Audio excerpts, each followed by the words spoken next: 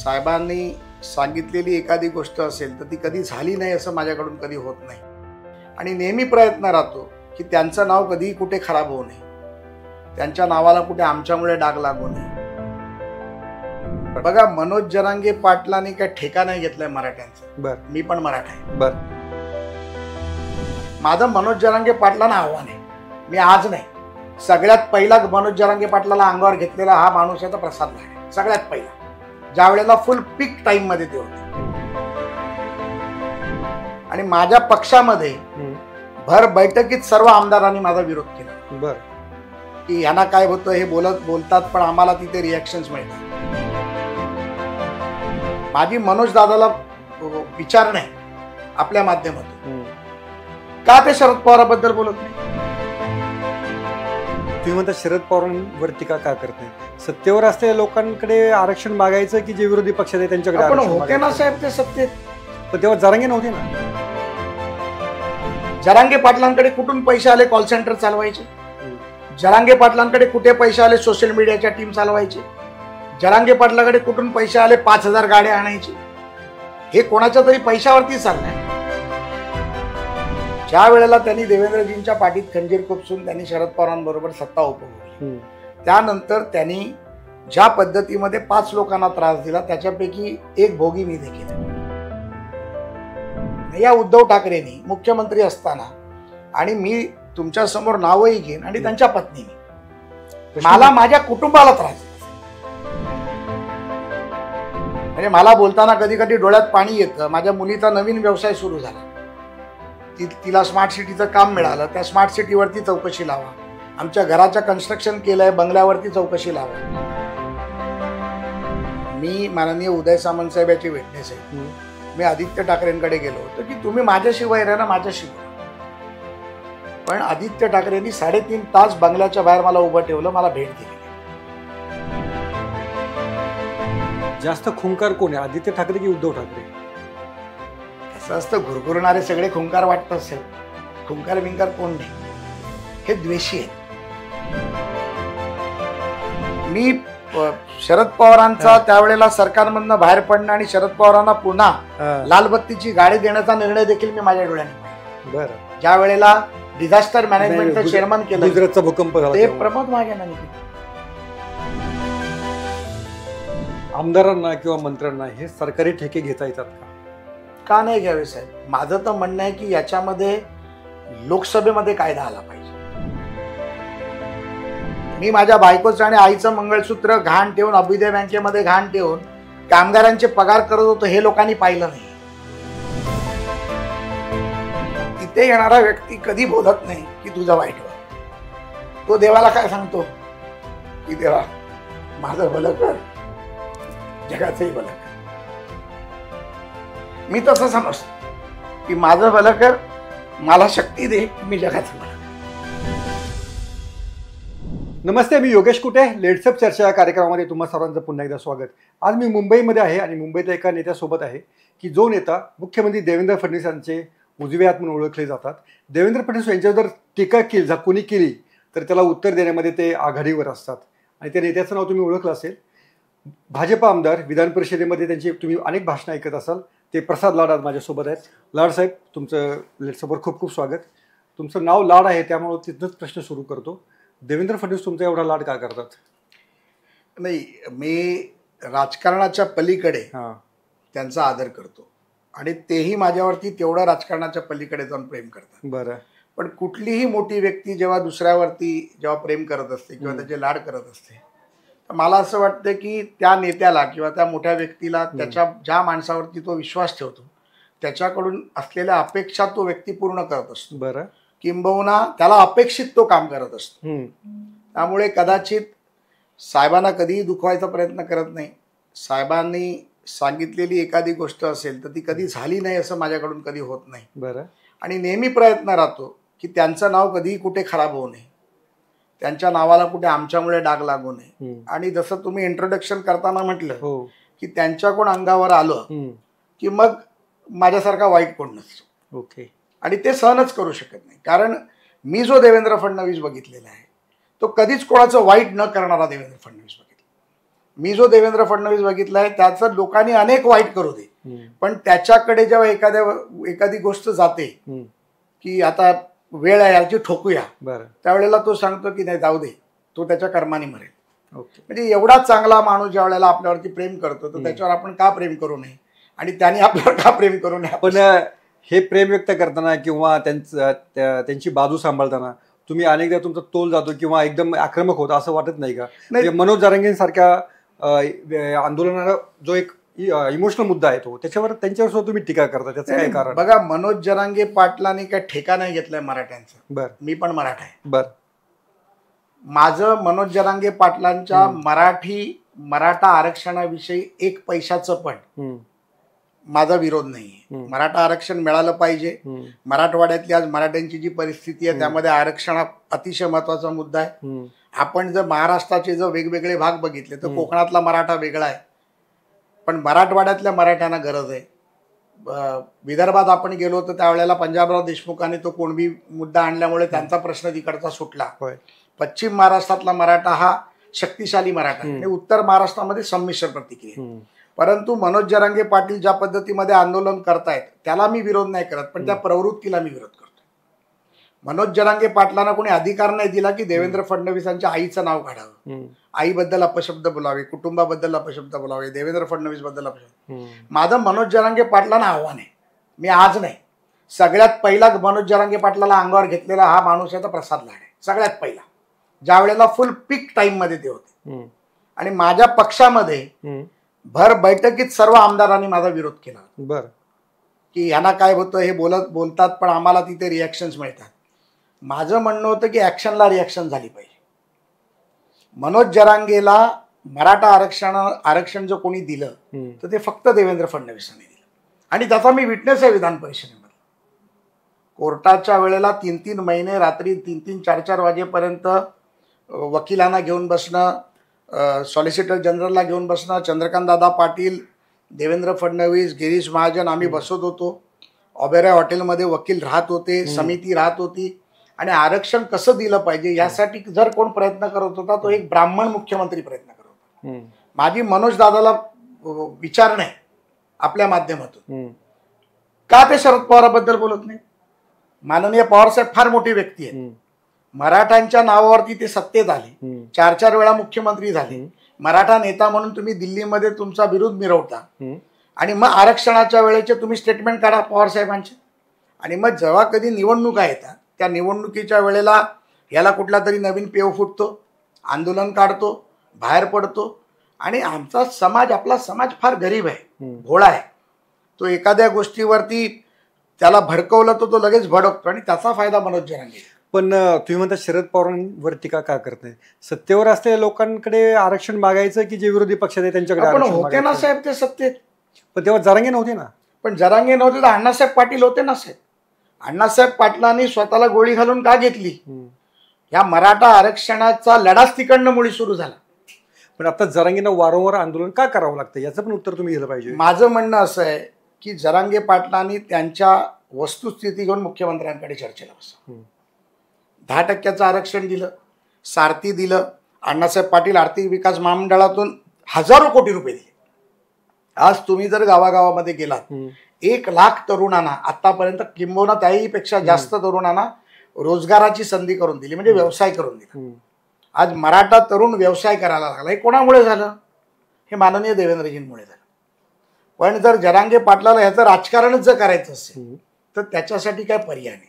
राजकारण कोण करते? पण उलट तू बीजेपीचे लोक ओबीसी विरुद्ध मराठा वाद पेटवतात असं त्यांचं म्हणणं आहे. नाही, हे बघा असं आहे की ओबीसी समाज हा वेगळ्या पद्धतीमध्ये अनेक वर्ष संघर्ष करतो. मराठा समाज हा वेगळ्या पद्धतीत संघर्ष करतोय. आता ओबीसी वाले ओबीसीच्या पद्धतीने वाद करतायत, मराठा समाज मराठाच्या पद्धतीने संघर्ष करतायत.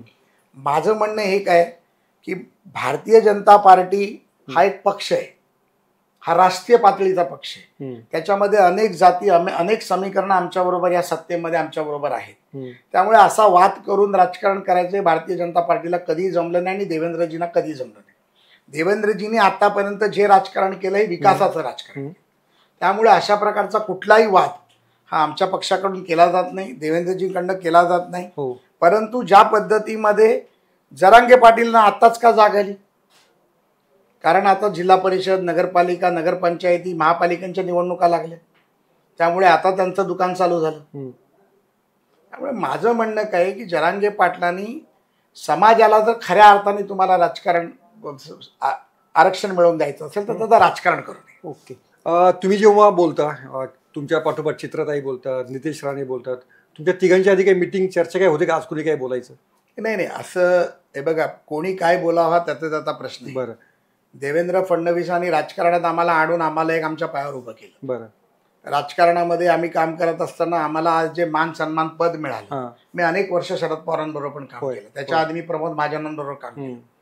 परंतु देवेंद्र फडणवीसांनी ज्या राजकीय पातळीवर नेऊन आज आम्हाला सोडलं, त्यानंतर माझ्यासारखा व्यक्ती जर त्यांच्यावरती हल्ला होत असेल आणि मी जर त्यांच्यासाठी बोलू शकलो नाही तर मला असं वाटतं की मला राजकारणात राहण्याचा अधिकार नाही. ही तुम्ही स्वतःहून बोलता काय स्क्रिप्ट येतो तुमच्याकडे? नाही, काय स्क्रिप्टची गरज नसते. तुम्ही मला कधीही सांगा बोलायला, मी कधीही बोलायला तयार आहे. मला स्क्रिप्ट काही लागत नाही. असं फक्त टीव्हीवरती जरा मी नीट बोलतो, असं कधी एकटाच भेटलो तर अजून चांगलं बोलू शकतो. नाही, असं म्हटलं जातं की स्क्रिप्ट येते तुम्हाला, तुम्ही टीम काय देवेंद्र टीम आहे, लष्करी देवेंद्र आहे असं बोललं जातं.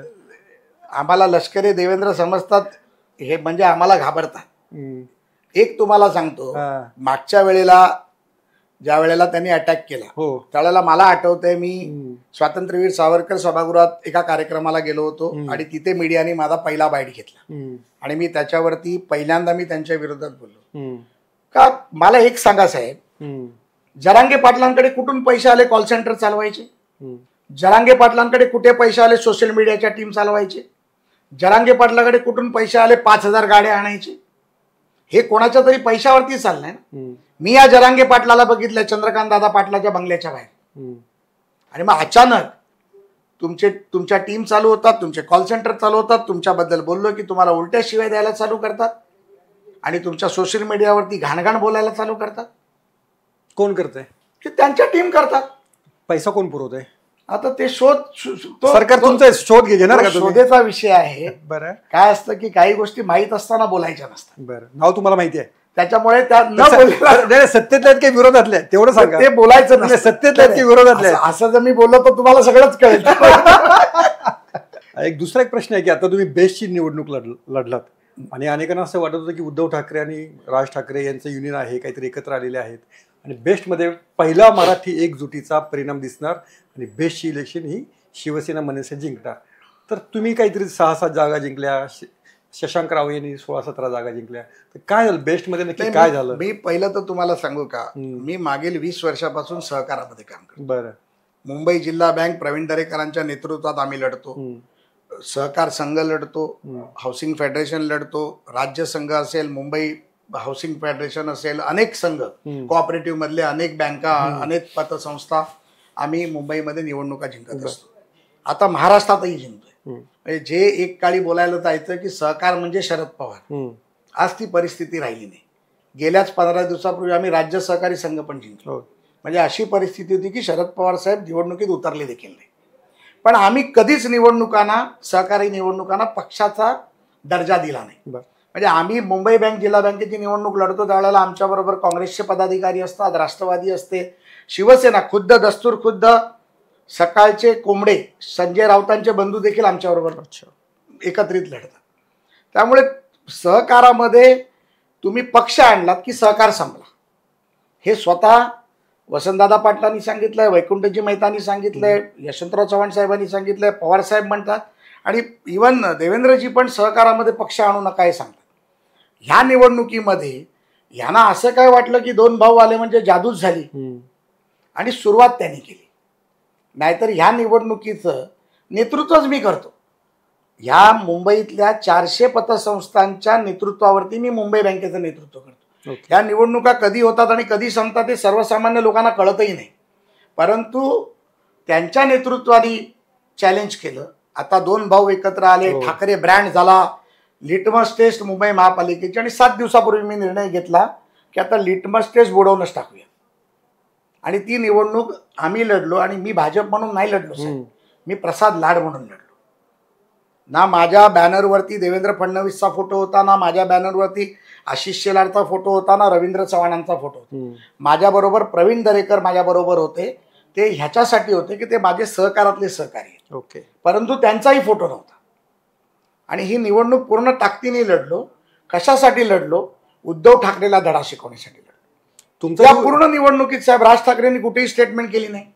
या पूर्ण निवडणुकीत राज ठाकरे कुठे आले नाहीत.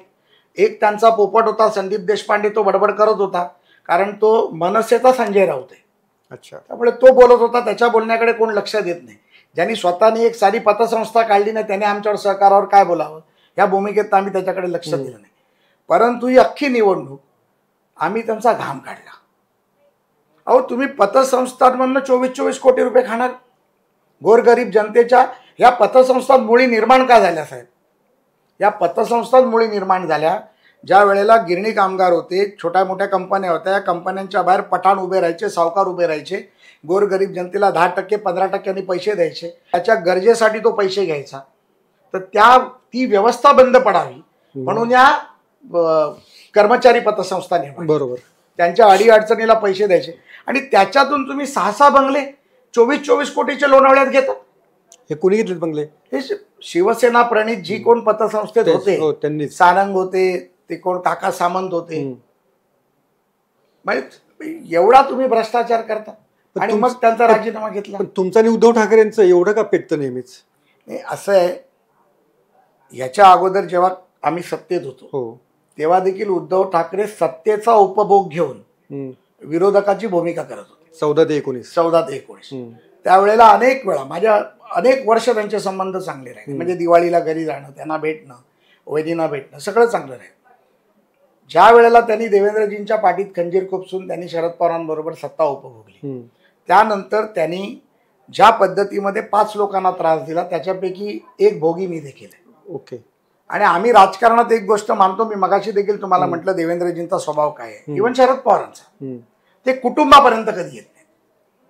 तुमचं राजकीय आहे तर ते राजकारणात वर ठेवतात, तुम्हाला राजकीय निवडणुकीत पाडतील, एखादा तिकीट देणार नाहीत, राजकीय वजन वापरतील, पण तुमच्या कुटुंबाला त्रास देणार नाही. या उद्धव ठाकरेंनी मुख्यमंत्री असताना, आणि मी तुमच्या समोर नावही घेईन, आणि त्यांच्या पत्नीने मला माझ्या कुटुंबाला त्रास दिला. म्हणजे मला बोलताना कधी कधी डोळ्यात पाणी येतं. माझ्या मुलीचा नवीन व्यवसाय सुरू झाला, तिला स्मार्ट सिटीचं काम मिळालं, त्या स्मार्ट सिटीवरती चौकशी लावा. आमच्या घराचं कन्स्ट्रक्शन केलं आहे, बंगल्यावरती चौकशी लावा. माझा जो बिझनेस, बघा नशिबात लिहिलं आहे ना साहेब, कोण कोणाची उघडू शकत नाही. मी माझ्या हिमतीवरती आज IPO केला कंपनीचा. माझ्या कंपन्यांवर चौकशा लावा. अनिल परब त्यावेळेला परिवहन मंत्री होते साहेब, माझी आजही 67 कोटी रुपयाची बिलं पेंडिंग आहेत. कागदपत्र फाडली या लोकांनी, बिलं दिलेली फाडली या लोकांनी, पण मी हल्लो नाही, मी मराठा आहे. तुम्ही त्यांच्या काय आणि त्यानंतर साहेब मी माननीय उदय सामंत साहेब याचे विटनेस आहेत, मी आदित्य ठाकरेंकडे गेलो होतो की तुम्ही माझ्याशी वैर आहे ना, माझ्याशी बोला. पण आदित्य ठाकरेंनी 3.5 तास बंगल्याच्या बाहेर मला उभं ठेवलं, मला भेट दिली नाही. तो राग असू शकतो, पण मला ही केव्हाची घटना आहे? ही ज्या वेळेला सत्तेत होते. अच्छा. ते काय थोडा काळ सत्तेत होते, ह्याच्या पुढे आयुष्यात सत्तेत येणार नाही. 2019 ते 22. आणि मग आम्ही 22ला करेक्ट कार्यक्रम केला. निवडणूक माझीच होती. 22ची माझ्या परिषदेच्या निवडणुकीचा कार्यक्रम झाला तुमच्या विधान परिषद. त्यामुळे वैयक्तिक, पण तुम्ही त्यांचं काय, कोणत्या शिफ्टीवर तुम्ही पाहिजे होतं? त्यांच्या अनेक शिफ्ट आहेत साहेब, यांचे अनेक भ्रष्टाचार आहेत. मिठी नदीचा भ्रष्टाचार, महापालिकेचा भ्रष्टाचार, अनेक भ्रष्टाचार. आता काय असतं की भारतीय जनता पार्टी किंवा आमचे माननीय केंद्रीय नेते यांचा एक स्वभाव आहे की कुटुंबापर्यंत जात नाहीत, किंवा आमचाही स्वभाव आहे आम्ही कुटुंबापर्यंत जात नाही. आणि आम्ही जायला गेलो ना तर साहेब सगळं उखडून टाकू, त्याला काय फार वेळ लागत नाही.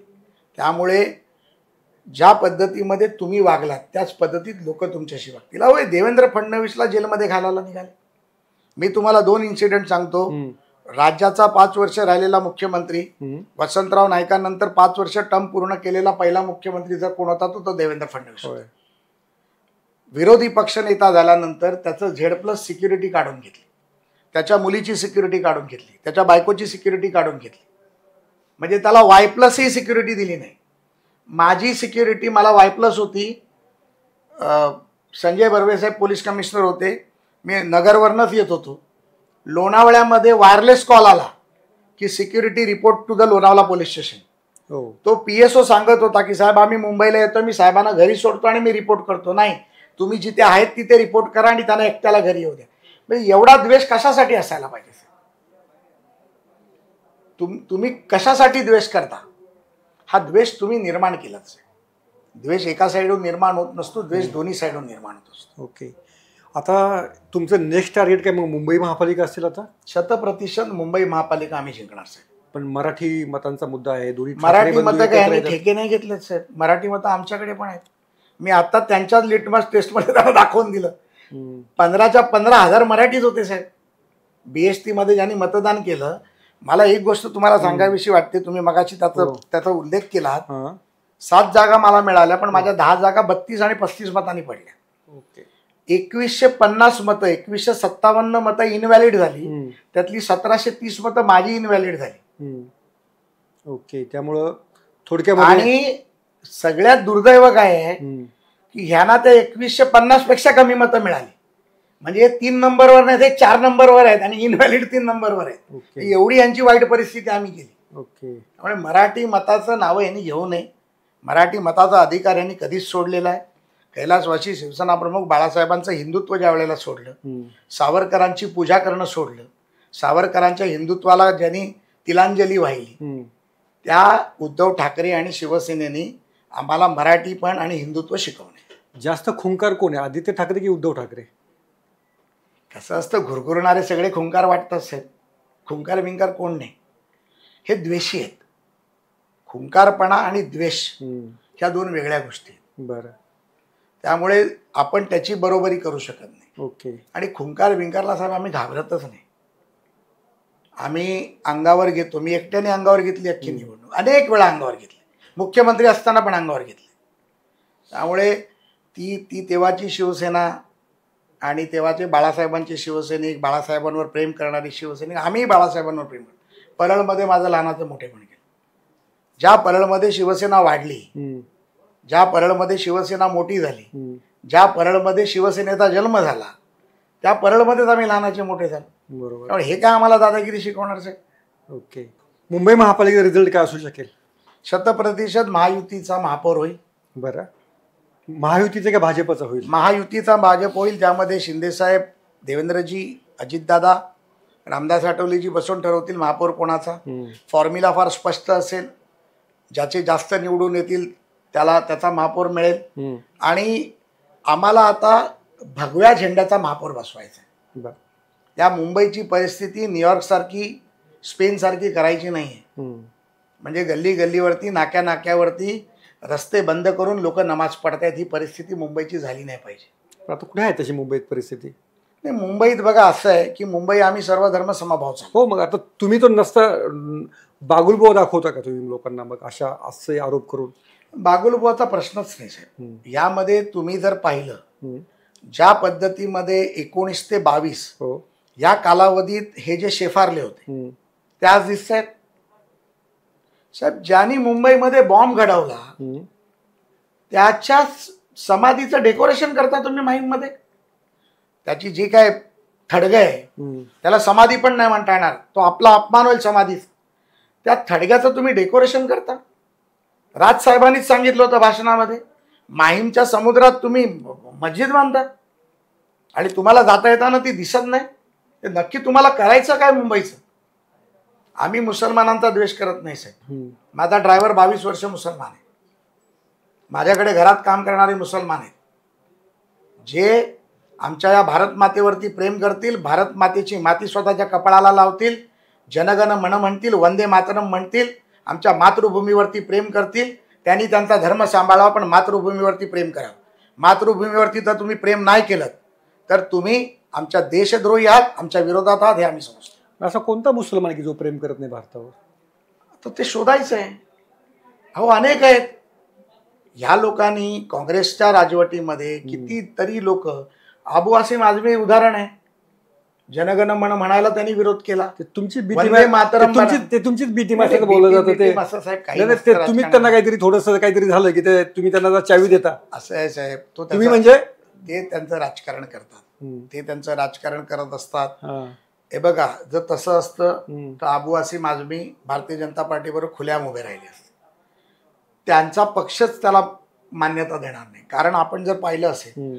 तर अखिलेश यादवांचं आणि भारतीय जनता पार्टीचं उत्तर प्रदेशमध्ये हाडाचं वैर आहे. वैर आहे, बरोबर आहे.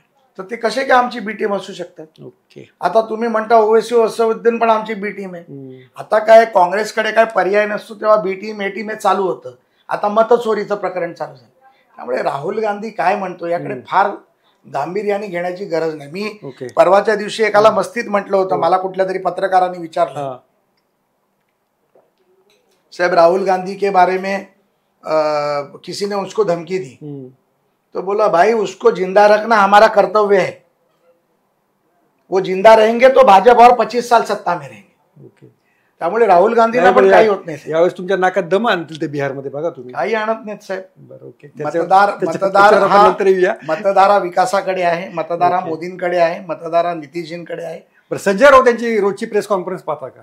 नाही नाही, मला तर त्यावेळेला माझा बाथरूमचा टाइम असतो. ठरवून जातं की कसं असतं, काय असतं ते? काय पाहायचं त्याच्याकडे साहेब?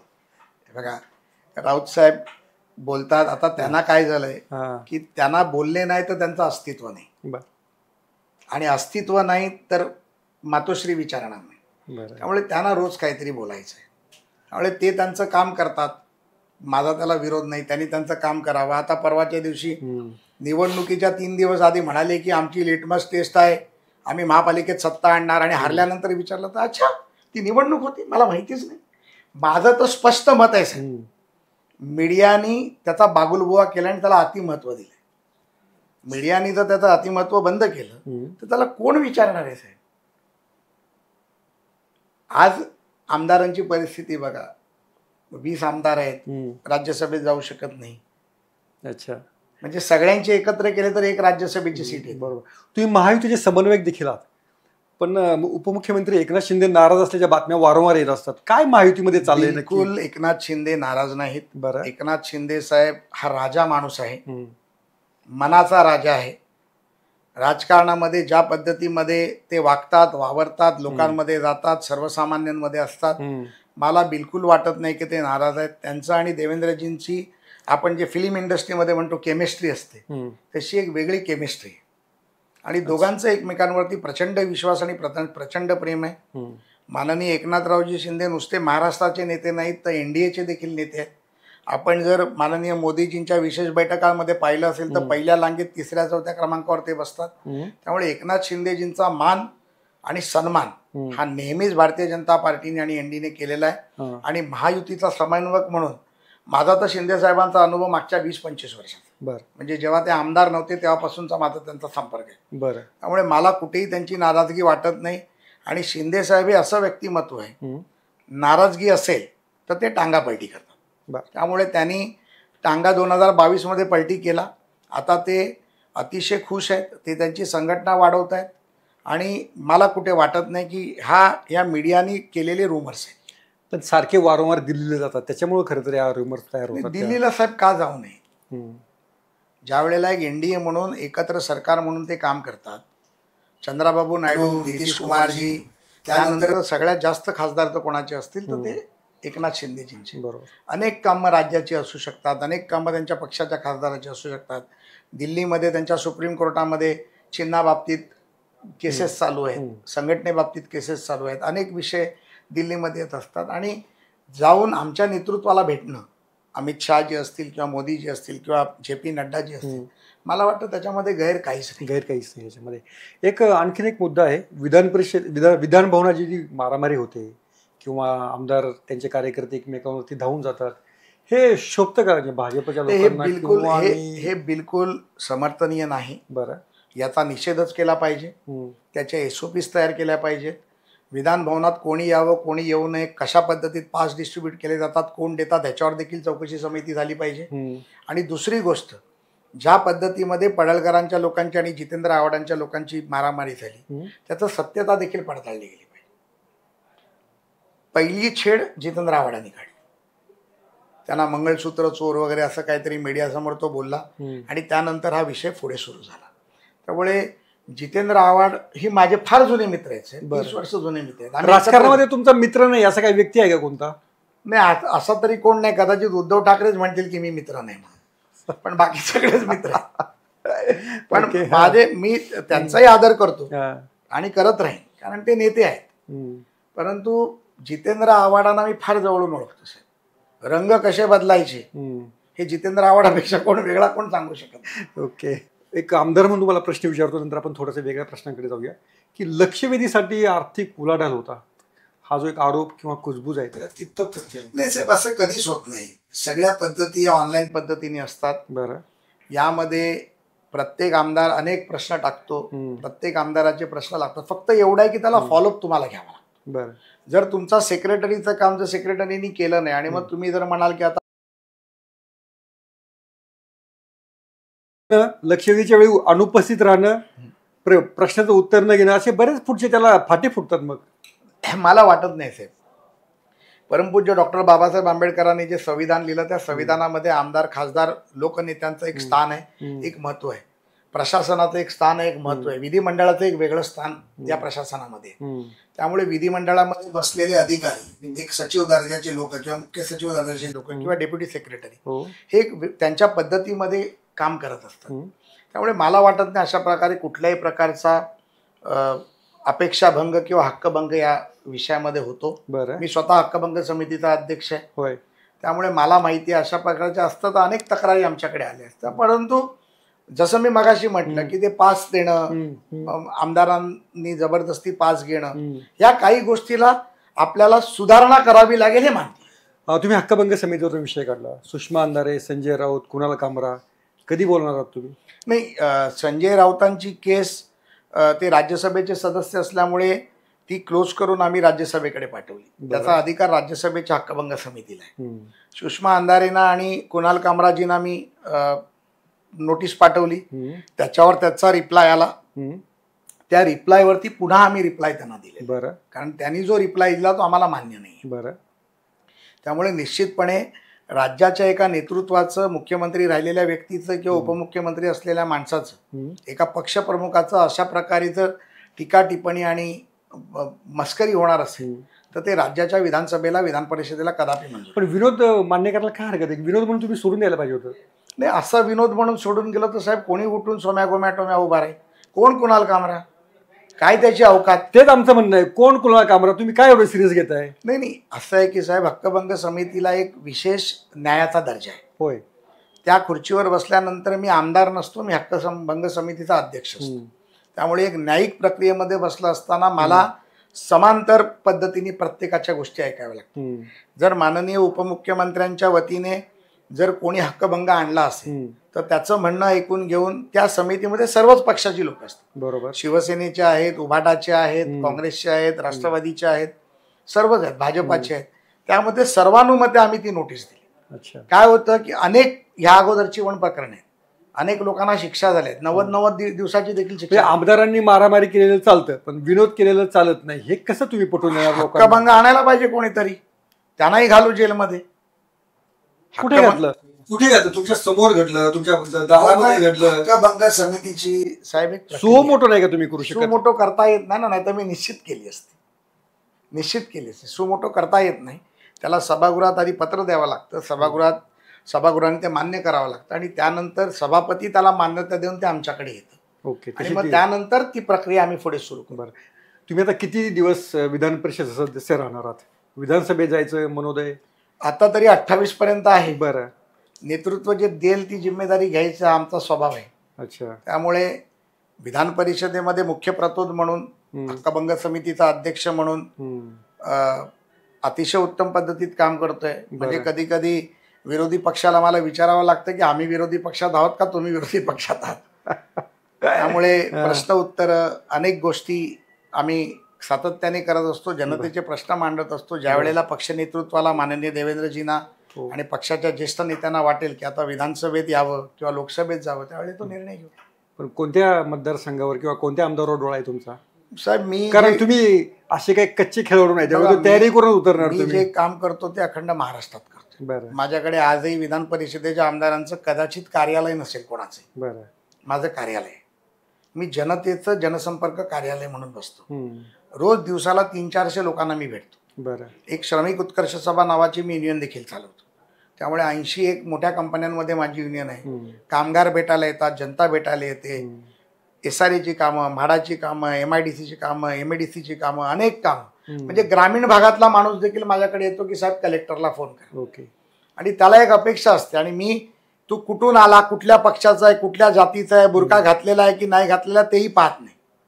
अनेक लोकांना मदत करतो. आणि माझं एक असतं बाप मार श्राद्ध कर. माणूस आला फोन लाव, मी प्रसाद लाड बोलतोय. देवाच्या कृपेने तुम्ही सर्वांनी जे मला प्रसिद्ध केलं, त्यामुळे प्रसाद लाड कोण हे पण सांगावं लागत नाही. बरोबर. ते तुम्ही पहिलंच सांगितलं, देवेंद्रजींचा उजवा हात नाही पण विश्वासू आहे.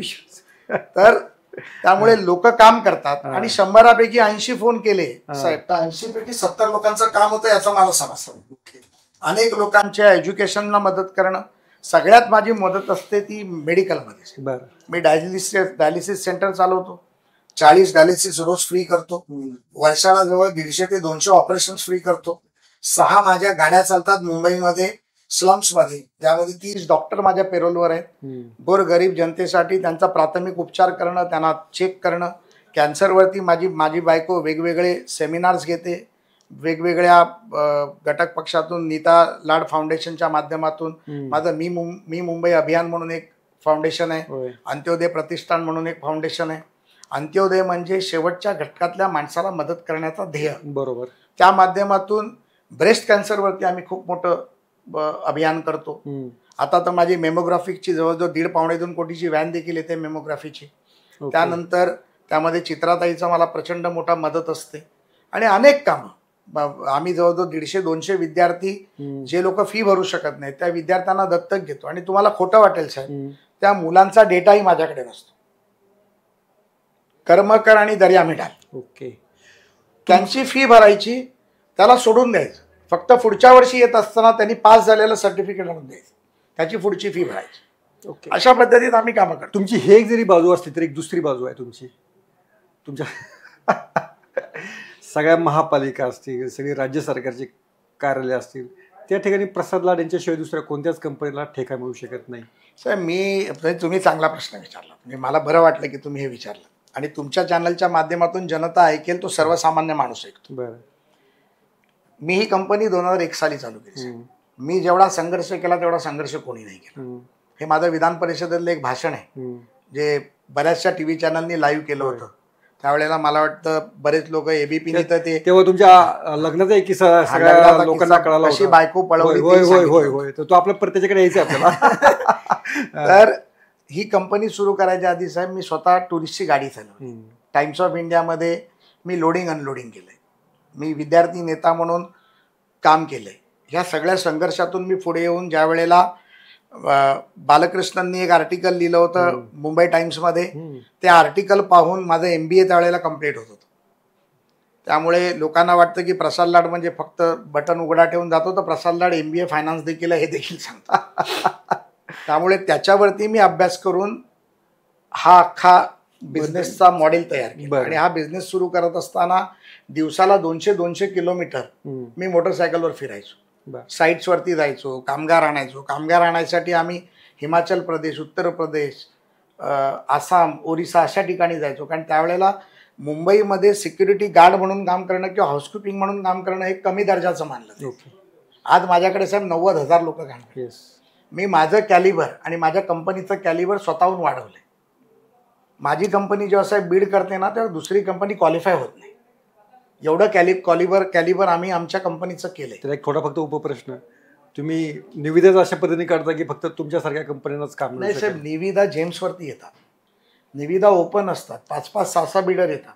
आणि मी नुसतं महाराष्ट्रात साहेब काम करत नाही, तर मी तामिळनाडूत काम करतो, मी केरळामध्ये काम करतो, मी आंध्र प्रदेशमध्ये काम करतो, मी तेलंगणामध्ये काम करतो, मी विरोधी पक्षाची तुम्हाला सांगतो, मी ओरिसात काम करतो, मी त्रिपुरात काम करतो, मी कलकत्त्यात काम करतो, मी दिल्लीत काम करत होतो. अच्छा. म्हणजे केजरीवालच्या सरकारमध्ये असताना देखील मी दिल्लीत काम केलेलं आहे. त्यामुळे असं नाही, माझं 27 स्टेटमध्ये ऑफिसेस आहे, 27 राज्यामध्ये आम्ही काम करतो. आणि महाराष्ट्रापेक्षा माझा सगळ्यात मोठा व्यवसाय चेन्नईमध्ये, तमिळनाडूत आहे. त्याच्यामुळे असं नाहीये. आणि बघा, हा व्यवसाय आहे. आपण बिझनेस मॉडेल कसे तयार करतो, आपण डायव्हर्सिफिकेशन कसे करतो, आपल्याला एक्झॅक्टली काय करायचं एक स्ट्रॅटेजी आहे. मी आजही राजकारणात जरी बिझी असलो तरी सकाळचा 1 तास मी माझ्या व्यवसायाला देतो. ओके. पण एक मला विचारायचं आहे, एक थोडासा याचा प्रश्न, आमदारांना किंवा मंत्र्यांना हे सरकारी ठेके घेता येतात का नाही घ्यावे साहेब? माझं तर म्हणणं आहे की याच्यामध्ये लोकसभेमध्ये कायदा आला पाहिजे. अमेरिकेचा राष्ट्राध्यक्ष जर स्वतःची डिफेन्स फॅक्टरी टाकू शकतो,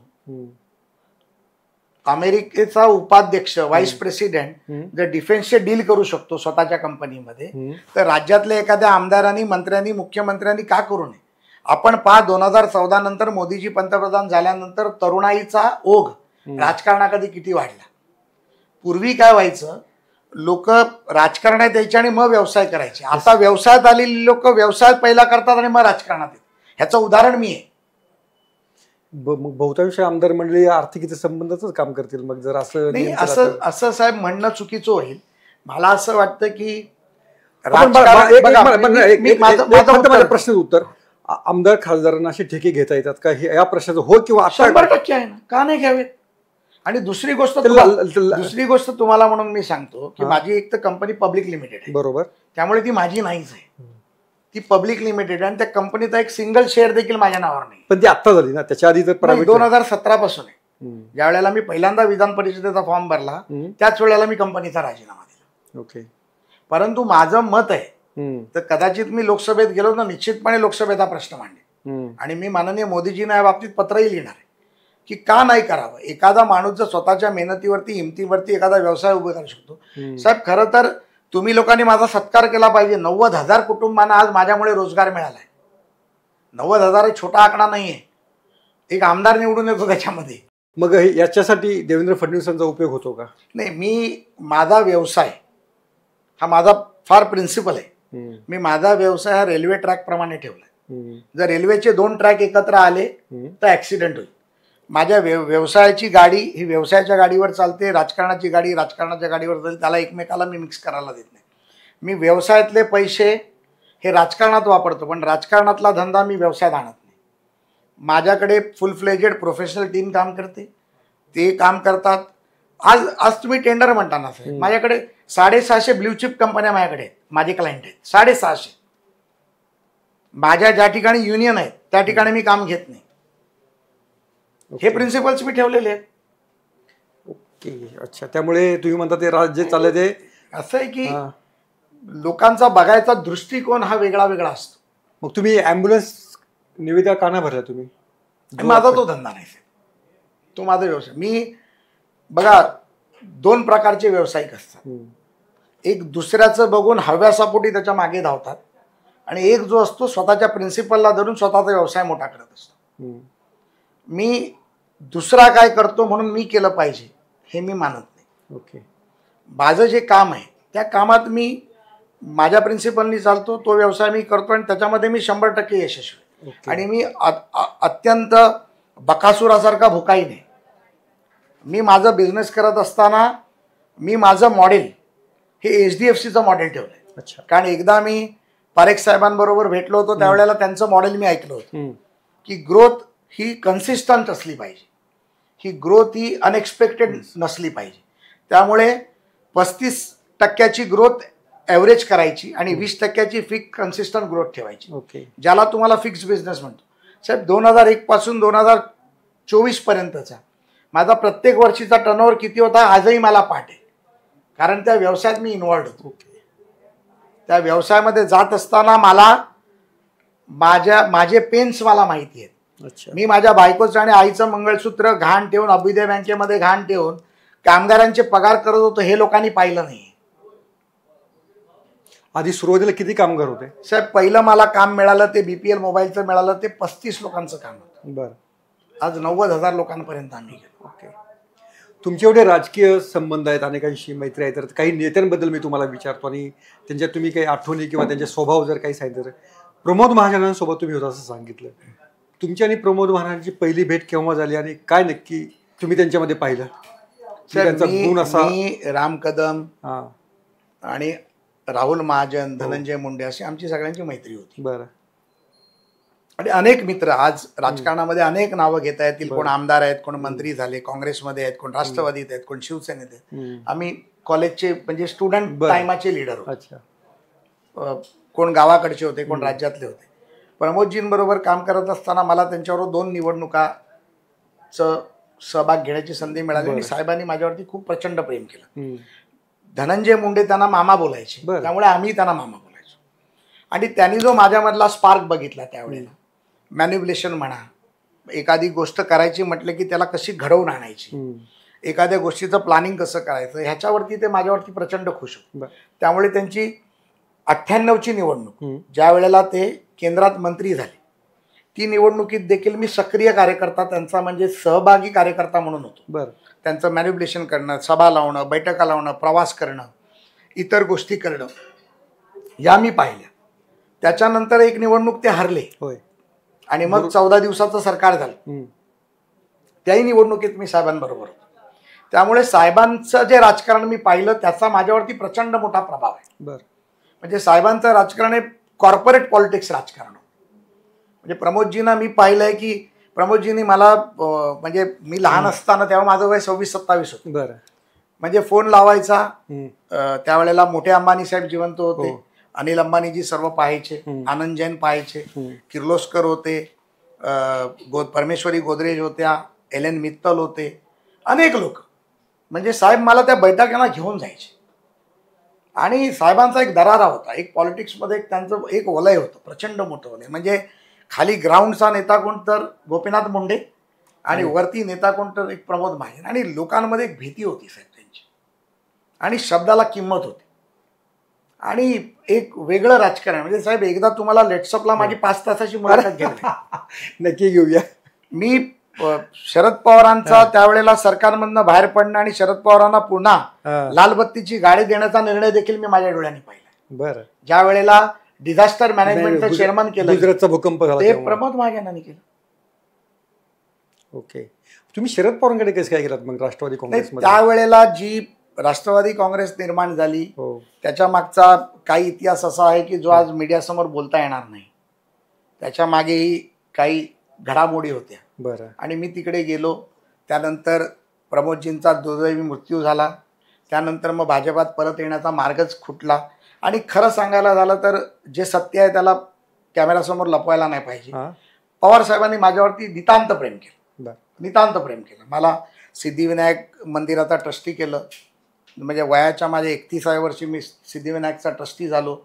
वयाच्या 38व्या वर्षी मी मुंबईसारख्या म्हाडाचा अध्यक्ष झालो, राज्यमंत्री दर्जा दिला मला, आणि प्रचंड विश्वास ठेवला. पण पवारसाहेबांचा प्रॉब्लेम एक आहे की पवारसाहेब हे फक्त सत्ताधीशांचे नेते आहेत. बरं. ते सर्वसामान्य घरातून आलेल्या मराठ्यांचे नेते नाहीत. मग त्यांना कोणतरी पाटील लागतो, कोणतरी पवार लागतो, एखाद्या जिल्ह्याचा साखर सम्राट लागतो. त्यामुळे आम्हाला तिकडे स्कोपच नव्हता. मुंबईमध्ये सचिन अहिरच्या पलीकडे त्यांनी पाहिलंच नाही. सचिन अहिर नंतर कोण पाहिलं तर संजय दिना पाटील पाहिले. त्यामुळे मला अनेक वेळा त्यांनी तुम्हाला मुंबईचा अध्यक्ष करतो, तुला विधान परिषद देतो, ते केलं नाही. मग राहुल नार्वेकर बाहेरून आले, त्यांनी संधी दिली, विधान परिषद दिली. किरण पावसकर बाहेरून आले, त्यांना संधी, पण आम्हाला संधी देऊ शकली नाही. त्यावेळेला ती जी भूमिका मग त्यांची बदलत गेली की संपूर्ण सेक्युलर भूमिका, हिंदुत्वाविरोधाची भूमिका. मग त्यामध्ये कुठेतरी मनामध्ये तो दुरावा निर्माण झाला. आणि हिंदुत्वाकडे आकर्षित झालो, देवेंद्रजींच्या नेतृत्वाकडे आकर्षित झालो, मोदीजींच्या नेतृत्वाकडे आकर्षित झालो. आणि मला वाटतं की माझा निर्णय तो योग्य होता. तुमच्या आणि प्रवीण दरेकर यांच्या दोस्तीची नेहमी चर्चा असते, काय नक्की गौड बंगाल? ते जय आणि वीरू आहेत. हो, ते म्हणून तर म्हटलं. राजकारणामध्ये आपण ॲम्बिशियस असायला हरकत नाही. बरं. अति ॲम्बिशियस असायला आपण हरकत नाही. परंतु राजकारणामध्ये ज्या वेळेला तुम्ही 2 मित्र किंवा एकाच व्यासपीठावर एकाच मंचावर बसणारी 2-3 लोक जेव्हा तुम्ही एकमेकाशी जेव्हा रस्सीखेच खेळताना तेव्हा तुमचा अंत दोघांचा होत असतो. बरं. त्यामुळे प्रवीणजींची आणि माझी अंडरस्टँडिंग नेहमी अशी राहिली आहे की आज प्रवीण नेता आहे, विरोधी पक्ष नेता झाल्यामुळे त्याचं पद माझ्यापेक्षा उंच झालं, स्टेटस झालं. हेच 2014 ते 17 मध्ये मी त्याचा नेता होतो. बरं. कारण त्यावेळेला माझ्याकडे फार जास्त ऍक्सेस होता, निवडणुकीच्या काही गोष्टी माझ्या जबाबदाऱ्याकडे जास्त होत्या. पण आज तो नेता आहे तर त्याचा तो अधिकार आहे. बरं. आणि तोही ते समजतो की माझे अधिकार आहेत, त्या अधिकारावर तो कधी गदा यायला देत नाही. आणि देवेंद्रजींचे दोघे शिलेदार आहोत. बरोबर. त्यामुळे आम्ही जर एकत्र राहिलो तर देवेंद्रजींची ताकद वाढणार आहे, आमची ताकद एकत्र राहिली तर मुंबईची ताकद वाढणार आहे, आमची ताकद एकत्र राहिली तर आशिषजींना ताकद मिळणार आहे. आशिषजी माझे कॉलेजचे मित्र आहेत. बरं. आमचा तात्विक वाद असतो ना, पण आशिषजी आणि आम्ही एकत्र बसतो. आम्ही तिघेही एकत्र कॉलेजचे मित्र आहोत. म्हणजे आशिष आणि मी तर एका कॉलेजमध्ये होतो. अच्छा, मुंबईमध्येच. त्यामुळे हा कीर्ती कॉलेज. अच्छा. आणि आशिषजी एबीव्हीपीचं काम करायचे, त्यावेळेला आम्ही आयसोचं काम करायचो. ऑल इंडिया स्टुडंट ऑर्गनायझेशन म्हणून दिल्ली फाटेंची संघटना होती, ती मी चालवायचो. अतिशय ताकदवर संघटना. कधीतरी आशिषजींना विचारा, तुम्हाला स्टोरी सांगते. परंतु आजही आमचा त्यांचा तात्विक वाद असतो पक्ष संघटना मजबूत करण्यावर. अच्छा. आणि जर एखादी गोष्ट त्यांना नाही पटली तर ते आम्हाला विचारतात, आम्हाला सांगतात का नाही पटली. आम्हाला नाही पटली तर आम्ही त्यांना सांगतो का नाही पटली आणि ती का पटवून घ्यावी लागेल. एवढ्या म्हणजे लेवलवरती आम्ही एकमेकाशी संबंधित आहोत. ओके. आज अमित साटम आज अध्यक्ष झाले. अमितही स्टुडंट विंगमध्ये, मी अमितला पहिले गोपीनाथ मुंडेंचे पीए होते, तेव्हापासून मी अमितला ओळखतो. सध्या पीए म्हणजे फार चांगले दिवस आहेत का? म्हणजे अमित साटम असतील, तिकडे आपले वर्धेचे असतील, अभिमन्यू पवार असतील का, वानखेडे. अमित बघा, एक आहे राम कदम. भाजपामध्ये नाही, राम कदम कधी पीए नव्हते. राम कदम प्रमोद महाजनांचे नाही, राम कदम हे एक कौटुंबिक मुलासारखे होते. बरं. राम माझा खूप चांगला मित्र आहे. बरं. पण भारतीय जनता पार्टीमध्ये एक पद्धत आहे, एबीव्हीपीच्या माध्यमातून एखादा कार्यकर्ता जेव्हा राजकीय प्रशिक्षण घेतो तेव्हा त्याला त्याच्या भविष्यातल्या घडामोडी करण्यासाठी, त्याला शिक्षण प्रशिक्षण घेण्यासाठी कुठल्या ना कुठल्या तरी आमदाराकडे, कुठल्या नेत्याकडे, कुठल्या तरी मंत्र्याकडे त्याला पीए म्हणून जबाबदारी दिली. विवेक मैत्रा होते, एबीव्हीपीतून आलेले अनेक नावं घेता येते. म्हणजे आज मला वाटतं केंद्रात मंत्री असलेल्या अनेक लोकांनी पीए म्हणून कामं केलेली. बरोबर. त्यामुळे असं नाही आहे की पीएनचे चांगले दिवस आले. एखादा कार्यकर्त्याला वाटतं की मी पीए म्हणून राहावं, मी प्रशासनातच काम करावं. एखाद्या कार्यकर्त्याला वाटतं की नाही, मी नेतृत्वात यावं, आणि तो त्याला डेव्हलप करतो आणि त्याच्यातून तो त्याचं नेतृत्व तयार करतो. पीए आहे म्हणून तो निवडून आला असं होत नाही ना. खरी गोष्ट आहे. पण आता तुम्ही इतक्या जवळ सगळ्या घडामोडी पाहता, पूनम महाजनांचं तिकीट का कट झालं याचा किस्सा सांगायचा? नाही बघा, या बाबतीत केंद्राचा निर्णय होता, तो केंद्रीय समितीचा. अरे कॅमेरा समोरचं झालं थोडं. खरंच तुम्हाला सांगतो मी, मनोज कोटक असतील, पूनम महाजन असतील किंवा गोपाळ शेट्टी असतील, यांच्या बाबतीत किंवा अनेक लोकांच्या त्यावेळेला तिकीट कापल्या गेल्या. पक्ष निर्णय घेतो, पक्षाला एखादी गोष्ट वाटत असते तो निर्णय घेतो. बरं. मला असं वाटतं की पक्षाने एखादा निर्णय घेतला तर त्याच्यावरती आपण रिॲक्ट नाही व्हायला पाहिजे. पक्ष असतो, ते आपल्यापेक्षा वायडर अँगलमध्ये बघत असतो. तुम्ही आज माझी शूटिंग 2 कॅमेऱ्यात घेताय, त्यांची शूटिंग 10 कॅमेऱ्यात होती. विनोद तावडे यांच्याशी संपर्क असतो का? विनोदजी पण आमच्या स्टुडंट पॉलिटिक्स मधले लीडर होते, आमच्या वेळेला ते लीडर होते. अच्छा. विनोदजीशी संपर्क असतो, विनोदजींशी बोलणं होतं. बरं. विनोदजी बऱ्याचदा माझे इंस्टाग्रामचे व्हिडिओ बघून मला फोनही करतात, ते लाईकही करतात. अच्छा. का टीम देवेंद्रला विनोद तावडे संपर्क ठेवला, काही बंदी वगैरे नाही? काही नाही. देवेंद्रचं असं कधीच काही नसतं. म्हणजे देवेंद्रजी हा मोठ्या मनाचा राजा माणूस आहे आणि मला वाटत नाही की मी विनोदजींशी, मला ते फोन करतात. आता गणपतीला त्यांच्या घरी जाईन, निश्चितपणे जाईन. बरं. राज ठाकरेंच्या घरी देखील जाईल. ओके. आता फक्त एवढंच आहे की उद्धव ठाकरे कधी जातात आणि मी कधी जातोय तो टाइम बघावा लागेल. बरं, हे का आणखीन आम्हाला घरी समजावून सांगा तर थोडंसं. इकडे उद्धव आणि राज यांच्या बैठका चालू असतात, एकत्रित असं सुरू असतं, तेवढं तुम्ही भाजपाची मंडळी जाऊन राज ठाकरेंच्या कानामध्ये काय सांगत असता? नाही हो, काही नसतं. राजसाहेब हा मस्त जिन्नादिल माणूस आहे. राज ठाकरेंकडे गेल्यानंतर राजकीय चर्चाच होत नाही.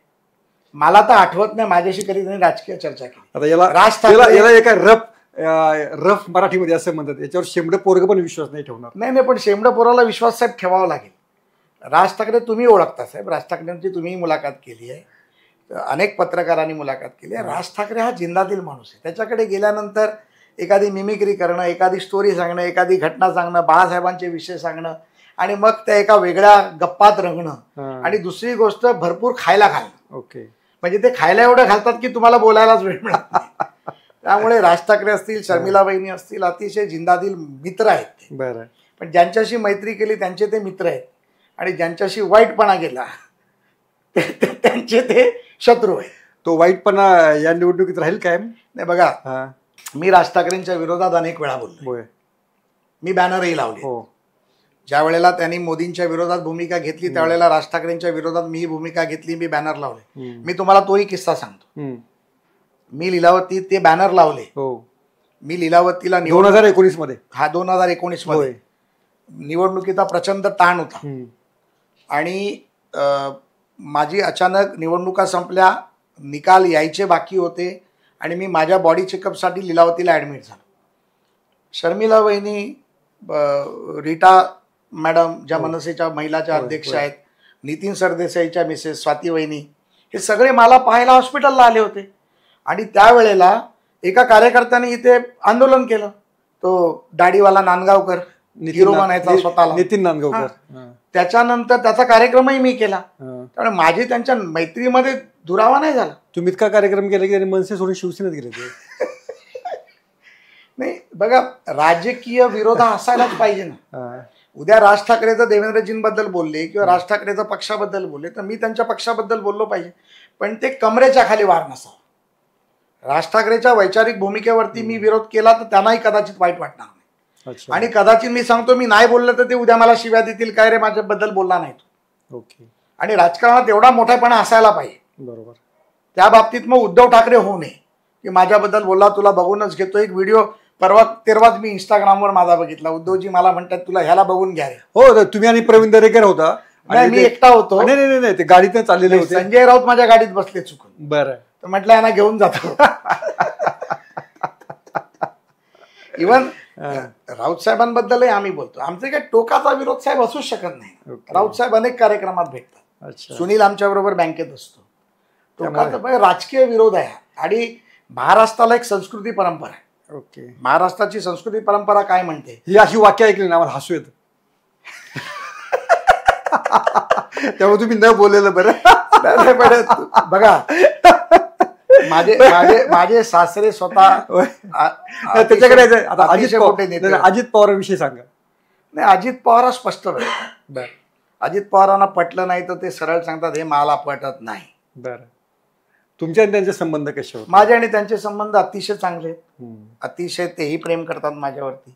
माझे जयंत पाटलांशी संबंध खूप चांगले आहेत. बरं. तुम्हाला अनेक गोष्टी मी सांगू शकेन. आपला एक मोठा एपिसोड आपल्याला करावा लागेल. पण तुमच्या लग्नाचा जो किस्सा आहे तो पुन्हा एकदा मला वाटतं ऐकायची आमची इच्छा आहे की काय घडलं, कसं घडलं. खरं तर आता त्या लग्नाच्या किस्साला 35 वर्षाहून जास्त. हा किस्सा सांगितल्यानंतर घरी काय तुमचं स्वागत कसं होतं? नाही, बायको खुश होती. बरं, काय हरकत नाही. वहिनी खुश होतं, मग काय अडचण नाही. खरं तर म्हणजे माझे सासरे खूप मोठे लीडर होते आणि त्या काळात एक नाव होतं. पाथर्डीचे माजी आमदार, पाथर्डीचे विधान परिषदेचे 2 वेळा आमदार होते. आणि एक मुंबईमध्ये त्यावेळेला कामगार नेता म्हणून आणि मुंबईच्या जे काही मुंबईमध्ये त्यावेळेला चाललं होतं, वाक्य वापरणं योग्य होणार नाही चॅनलवरती, की मुंबई ते कंट्रोल करायचे. ही कंट्रोल्स द मुंबई. मुंबईचं राजकारण, मुंबईचं समाजकारण, मुंबईच्या इतर गोष्टी ते कंट्रोल करायचे. आणि अशा परिस्थितीमध्ये मुंबईमध्ये म्हणजे मी स्वतः पाहिलंय, ज्या वेळेला माझ्या बायकोचं नाव नीता आहे, ती माझ्याबरोबर फिरायची, त्यावेळेला मुंबईचा अंडरवर्ल्डचे मोठे मोठे लोक तिला बघून 2 पावलं मागे जायचे. बरं. म्हणजे एवढा त्यांचा दरारा त्या मुंबईमध्ये होता. आणि त्याच्या मुलीला फिरवतोय मला नंतर कळलं. म्हणजे मी मोहन रावलेंना बघितले. मोहन रावले त्यावेळेला स्टुडंट लीडर असायचे, एक मोठं नाव होतं. अनेक लीडर मी बघितले. दगडू सपकाळ व विठ्ठल चव्हाण हे लोक जे दबंग नेता होते ते त्यांच्या वडिलांकडे जायचे. ओके. आणि ते हिला रिस्पेक्ट करायचे. आणि त्यांच्या मुलीला मी फिरवतोय कळलं. मग नंतर एक त्यांच्या घरात दुर्घटना घडली. मग वडिलांनी लग्न करायचं ठरवलं दोन्ही मुलींचं. आणि माझं प्रेम होतं तिच्यावर. आणि मी त्यावेळेला फर्स्ट इयर BSc ला होतो. म्हणजे गेलो होतो. मी जाऊन पळून लग्न करून टाकलं. च्या मायला बघू नंतर काय होतं ते बघू. फर्स्ट इयर BSc म्हणजे तुमचं वय 20 वर्ष? नाही, बालविवाह झाला होता. 19 वर्षाचा होता. फारच मोठं डेअरिंग मानलं पाहिजे. 19 वर्षाचा होतो. बरं. लग्न केलं, नोकरी नव्हती. मग त्यावेळेला जसं मी म्हटलं की माझ्या बायकोच्या पायामध्ये लक्ष्मी आहे आणि पायामध्ये सत्ता. ती जन्माला आली, त्यानंतर वडील आमदार झाले, नेते झाले. माझ्याकडे आली, माझ्याकडे पैसे नव्हते. ती येताना काही 10-1 हजार रुपये घेऊन आली होती. त्याच्यावरती पहिले 2 महिने आम्ही काढले. तेव्हा कुठे राहत होता तुम्ही? माझी आई सेंट्रल गव्हर्नमेंटमध्ये कामाला होती. त्यामुळे आमच्या अँटॉपिलमध्ये गव्हर्नमेंट क्वार्टर्समध्ये घर होतं. ओके. वडील माझगाव नकमध्ये कामगार होते. त्यामुळे आई वडिलांनी एक सांगितलं होतं की तुला एक वर्षभर तर आम्ही पोचू शकतो बरं. दोघांना, ओके. नवरा बायकोला. ती जे स्कूल ऑफ आर्ट्समध्ये शिकत असतील. होती. अच्छा. मी BSc ला शिकत होतो. माझ्यात थोडा किडा होता पॉलिटिक्सचा, त्यामुळे स्टुडंट नेता पण होतो. आणि मग अशा परिस्थितीत सकाळी 3ला जायचं, टुरिस्ट गाडी चालवायची. टाइम्स ऑफ इंडियाला खेमका अँड खेमकाची एजन्सी होती, अजूनही मला वाटतं तीच आहे बरं. डिस्ट्रीब्युशनची. ते मॅगझिन्स, त्यावेळेला टाइम्स ऑफ इंडिया प्रचंड मॅगझिन बनवायची. इलिस्ट्रेटेड वीकली होतं, तुमचं फिल्मफेअर होतं, अनेक मॅगझिन्स टाइम्स ऑफ बरं. इंडियाचे असायचे. आणि ते सकाळी 4 हम्म. ते 8 वाजेपर्यंत सगळ्या रेल्वे स्टेशन्सला डिस्ट्रीब्युशनचं काम होतं, जे मी करायचो. बरं. गाडी चालवायचो, लोडिंग अनलोडिंग करायचो, ते द्यायचो. 70 रुपये त्याच्यातले मिळायचे, ते रोख मिळायचे बरं. लोडिंग अनलोडिंगचे. ओके. आणि गाडीचे पैसे 1 महिन्याने मिळायचे. तर त्या 70 रुपयात आम्ही आमचा दिवस ओके. चालवायचो. मग त्याच्यातलं 13 रुपये 35 पैसे लिटर पेट्रोल होतं. सर्व कार्यकर्त्यांनी मिळून हिरो होंडा गाडी गिफ्ट दिली होती, स्टुडंट लीडर म्हणून. ओके. तर त्या गाडीमध्ये पेट्रोल भरायचं. मग 20 रुपयाचं पेट्रोल भरलं की 1.25 लिटर पेट्रोल यायचं. मग त्याच्यामध्ये, आणि त्यावेळेला 80 किलोमीटर ती द्यायची. बरं. त्यामुळे 100-125 किलोमीटर फिरणं व्हायचं. फिरणं व्हायचं. ओके. आणि मग रविवारचं, एखादा रविवार हां. संध्याकाळचं एक बजेट असायचं, तेही 30 रुपयाचं. बरं. चायनीज खायला जायचं. तर मग चायनीज खायला कुठे जायचं, तर आपल्या त्या योगेश पवारच्या हॉटेलवरती कॅडल रोडला अजूनही ते आहे, चायना ओके. गार्डन. बरं. 27 रुपये 28 रुपये बिल व्हायचं. एखादं सूप घेतलं, एखादं ट्रिपल शेजवान घेतलं, हम्म. आणि त्याच्यात पोट भरायचं. एक कोल्ड्रिंक तो फ्री द्यायचा मित्र होता, बरं. कीर्ती कॉलेजचा म्हणून. आणि मग 2 रुपये टीप द्यायचे. त्याच्यात आमचा कार्यक्रम व्हायचा. आणि असं ते लग्नाची एक किस्सा आहे. ओके. पण यशस्वी झालो. पण नंतर काय झालं मग? अनेक प्रचंड मेहनत केली. तिनेही मेहनत केली, तिची हिंमत होती. आजही ती मला अनेकदा सांगते. म्हणजे मला ती कधी कधी अटलजींची पण कविता त्याच्यामध्ये आठवते. बरं. ना हारूंगा, ना हार में ना ना हार में ना जीत में. आणि संघर्ष करत राहतो ती नेहमी. मी कधीही नर्वस झालो तर मला सांगते, अरे तू नर्वस का होतो, तू गो गेटर आहेस, ओके. बाहेर पड. तू बाहेर पडलास तर तू जग जिंकू शकतो. आजही साम्राज्य निर्माण केलं. तिच्या पायात लक्ष्मी आहे, तिच्या पायात सत्ता आहे. परत आमदार झालो, राज्यमंत्री म्हणून 5 वर्ष काम केलं. आज जवळजवळ 2011 पासून आता 2025 पर्यंत 14 वर्ष. सत्तेतच आहे. बरोबर. त्यामुळे खरोखर म्हणजे एक लक्ष्मीचं पाऊल म्हणतो हो. त्याच पद्धतीचं आहे. त्यामुळे मी तिचा सन्मान नेहमी करतो, आणि नाही करून सांगू कोणाला. पण आणखीन एक याच्यामध्ये एक जाणून घ्यायला आवडेल की जेव्हा जेव्हा प्रसादला टेन्शनमध्ये येतात तेव्हा काय करतात? नाही, माझा एक स्वभाव आहे की मी एक तर टेन्शनमध्ये येत नाही. बरं. आणि मी टेन्शनमध्ये आलो, एखादी गोष्ट जर घडली हां. तर मी त्याच्यावर मंथन खूप करतो, विचार खूप करतो. आणि मी तसं माझे विचार असे माझे फार मित्र नाही आहेत की ज्यांच्याकडे जाऊन मी बोललो व्यथा व्यक्त करावी व्यथा असं. व्यक्त. मी माझी बायको, माझी मुलगी, माझा मुलगा, माझा जावई, मी त्यांच्याबरोबर चर्चा करतो की मी काय केलं पाहिजे, मी कुठे चुकलो, याचं मी काय म्हणतो आपण त्याला, आपण सेल्फ हे करायचं, इंट्रोस्पेक्शन, आत्मपरीक्षण. आपलं परीक्षण. ही प्रमोदजींचा स्वभाव होता. ओके. आणि त्यामुळे मग स्वतःला स्वतः विचार की तू कुठे कमी पडलास, आणि मग त्याच्यातून पुन्हा एक ज्वालामुखी बाहेर पडतो. आणि त्याच्यातून तुम्ही बाहेर पडल्यानंतर जे यश तुम्हाला प्राप्त होते त्याचा आनंद एक वेगळा असतो. बरोबर. लोकांकडे जाऊन साहेब काय रडायचं, तुम्ही हरलात, तुम्ही लॉस गेलात, तुम्ही चुकलात, तर तुम्ही तुमचं आत्मपरीक्षण नाही केलं तर मग तुम्हाला दाखवायला लोकांना, बघा आयडिया द्यायला खूप लोक असतात, पण आयडिया देऊन तू सक्सेस होतो का, तर तू मला आयडिया काय देतो. मी चुकलो तर मी माझं आत्मपरीक्षण केलं पाहिजे, मी माझ्या अंतरात्म्याला विचारलं पाहिजे मी का चुकलो, आणि त्यातून मी काय केल्यावरती मी यशस्वी होईल. ओके. आता बऱ्याचदा मी देवेंद्रजींशी बोलल्यानंतर मला खूप बरं वाटतं. मी देवेंद्रजींकडे जातो, मी भांडतो त्यांच्याशी जाऊन, मी गप्पा मारतो. मला वाटतं की माझा सेल्फ कॉन्फिडन्स कुठेतरी लूज झाला, आणि मला माहीत नाही, आमचं एक वेगळ्या प्रकारचं प्रेमाचं नातं आहे. त्यांच्याशी बोललो, फोनवरती बोललो, भेटून बोललो की मी 15 दिवस असा टाईट असतो. ओके. ते मोहित कंबोज कुठे आहेत? नाही, मोहितजी आमचे मित्र आहेत. आणि सोशल मीडियावर त्यांची वाट पाहतात चातकासारखी. नाही, बघा प्रत्येकाचा एक स्वतःचा वैयक्तिक विश्व आहे, वैयक्तिक स्वभाव आहेत, वैयक्तिक त्यांची वैचारिकता आहे. बरं. त्यामुळे मोहितजी एक चांगले व्यावसायिक आहेत, चांगला उत्तम व्यवसाय करतायत. त्यामुळे त्यांचा कदाचित निर्णय त्यांनी घेतला असावा की मी सोशल मीडियावर येणार नाही. बरं. पण अनेकांना असं वाटतं भारतात आहेत ना, पण ते नाही, भारतातच आहेत. मी काल रात्रीच त्यांच्याशी बोललो. ते भारतात आहेत का? पण 100% भारतातच आहेत, बँड्राला आहेत. विचारतो फोन करून, जाऊ चहा प्यायला. आता तुमची जी कंपनी आहे ती किती करोड व्हॅल्युएशन झालेलं आहे? माझ्या एकंदरीत 5 कंपनी आहेत. हम्म. एक कंपनी माझी इंटिग्रेटेड फॅसिलिटी मॅनेजमेंटमध्ये पब्लिक लिस्टेड आहे. बरं. दुसरी कंपनी माझी मुलगी जी चालवते ती IT रिलेटेड आहे. डेटा मॅनेजमेंट, डेटा सेंटर, क्लाउडमध्ये आम्ही काम करतो. तिसरी जी माझी कंपनी आहे ती फूडची कंपनी आहे, ज्याच्यामध्ये central kitchen, corporate supply, cloud kitchen आम्ही चालवतो. ओके. त्याच्यामध्ये थोडं ट्रेड बिझनेस पण आहे, आमचा फूडचा ट्रेड बिझनेस पण आहे. बरं. चौथी जी कंपनी आहे ती प्रोजेक्ट मॅनेजमेंट कन्सल्टन्सीची कंपनी आहे, ती माझा मुलगा बघतो. बरं. 5वी जी कंपनी आहे ही माझी हॉटेल अँड रेस्टॉरंटची कंपनी आहे, तोही माझा मोठा ब्रँड आहे, बॅस्टिन नावाचा. होय. म्हणजे भारतातला आज सगळ्यात मोठा कुठला हॉटेलचा ब्रँड असेल तर तो आहे. तुम्ही शिल्पा शेट्टी सोबत तुमची हो, पार्टनरशिप शिल्पा त्याच्यामध्ये इक्विटी पार्टनर आहे. बरं. म्हणजे तसं म्हणण्यापेक्षा तिच्या कंपनीत मी इक्विटी घेतली असं म्हटलं तर योग्य होईल. बरं. त्यामुळे टोटल जर माझा आणि बिझनेस संजय दत्त पण आहे छुपे पार्टनर? नाही, संजय दत्तचा काही संबंध नाही. याच्यामध्ये रणजित बिंद्रा, आम्ही 3च पार्टनर. शिल्पा शेट्टीने तुम्हाला कसं काय पार्टनर घेतलं? काय आहे तुमच्या म्हणजे नाही, तुम्ही काय त्यांच्यासाठी आता कसं पार्टनर केलं वगैरे हा वेगळा विषय आहे. पण यामध्ये त्यांना त्यांच्या काही मधल्या पडत्या काळात ज्या वेळेला कोविड झालं आणि सर्व झालं त्यानंतर they are searching for the partners. Okay. त्या काळात मला माझ्या बायकोला असं वाटलं की या व्यवसायात आपण पैसे टाकले पाहिजे. कारण ऑलरेडी आमचा IPO झाला होता आणि IPO मध्ये एक क्लॉज असतो IPO की तुम्ही आलेले पैसे कुठे कुठे टाकणार. बरं. तर त्याच्यामध्ये एव्हिएशनमध्ये काही बिझनेस आम्ही करणार होतो. माझी एक एव्हिएशनची पण कंपनी, म्हणजे माझे स्वतःचे चार्टर्ड आहेत, माझं स्वतःचं विमान पण आहे. बरं. ओके. त्या माझं स्वतःचं हेलिकॉप्टर देखील आहे. तर त्याच्यामुळे ते जी होती एक लमसम अमाऊंट ऑफ मनी ते हॉटेल इंडस्ट्रीमध्ये किंवा किचन बिझनेसमध्ये टाकायचं होतं. त्यामुळे आम्ही तो निवडला आणि तो यशस्वी झाला.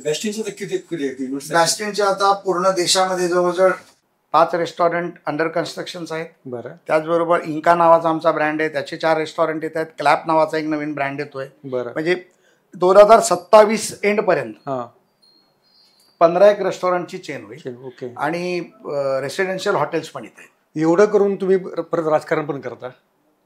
राजकारण साहेब हा माझा पॅशन आहे. राजकारण मी पैसे कमवण्यासाठी करत नाही, तर राजकारण मी पूर्णपणे सेवा करण्यासाठी करतो.